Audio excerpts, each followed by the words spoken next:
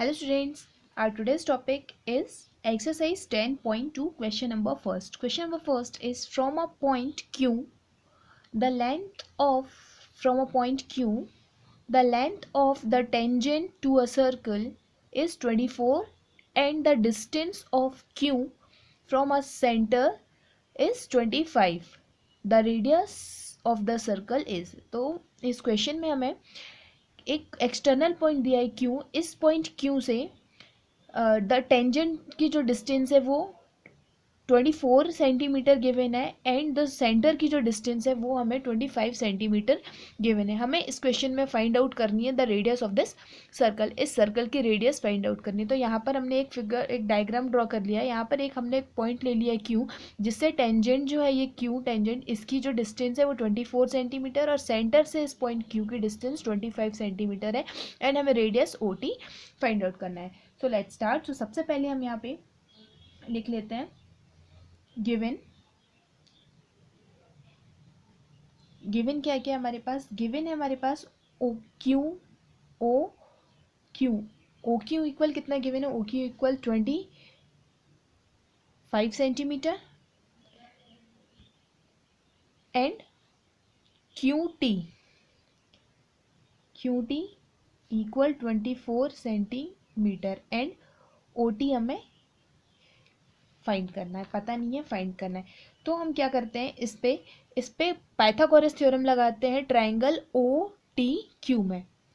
So we write here in right triangle O T Q में right triangle में हम क्या करते हैं, पाइथागोरस लगाते हैं. तो पाइथागोरस थ्योरम होता है ओ क्यू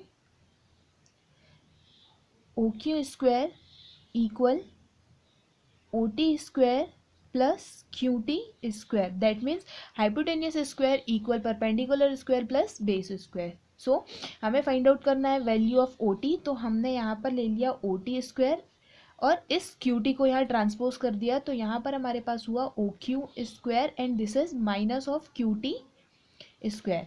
ओके, अब इस ओ टी को हमने, this is O T and square हो गया रूट में चेंज और यहाँ पे हो गया O Q square minus Q T square.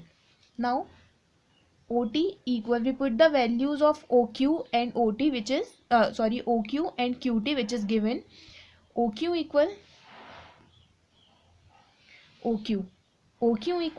Given 25.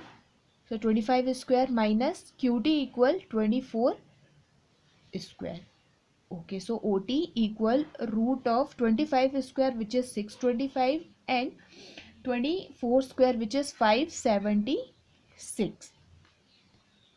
Okay, so OT equal root over 625 minus 576 which is 49. Okay, so root 49 की वैल्यू क्या होती है 7 और ये है हमारा सेंटीमीटर में. So the radius of the circle O T equal 7 centimetre. So answer is 7.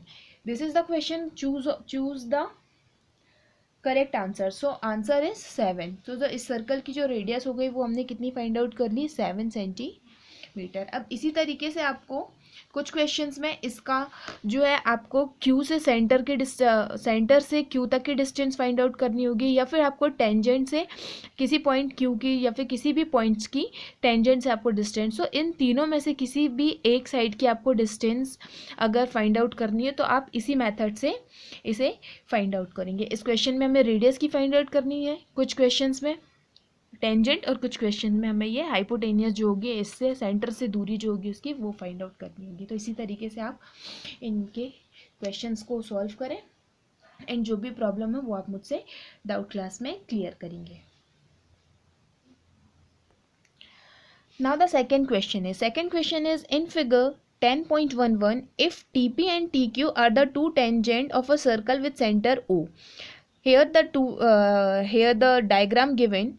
So TP and TQ are the two tangents. This is a tangent of this circle which with the center O, and so that POQ POQ, मतलब दोनों radius के साथ जो angle बन रहा है वो 110 degree का बन रहा है, 110 डिग्री का बन रहा है, तो हमें फाइंड आउट करना है। Then PTQ is equal to PTQ, इसका मतलब ये हमें सामने वाला जो ट्रायंगल एंगल है इसे हमें फाइंड आउट करनी है कि PTQ की वैल्यू कितनी होगी। इसमें हमें एंगल फाइंड करना है। तो सबसे पहले अगर हम इस डायग्राम को गौर से देखें तो इनके टेंजेंट और रेडियस से यहाँ पे एक क्वाड्रिलेटरल बन रहा है विच इज PTQO, ये क्वाड्रिलेटरल बन रहा है।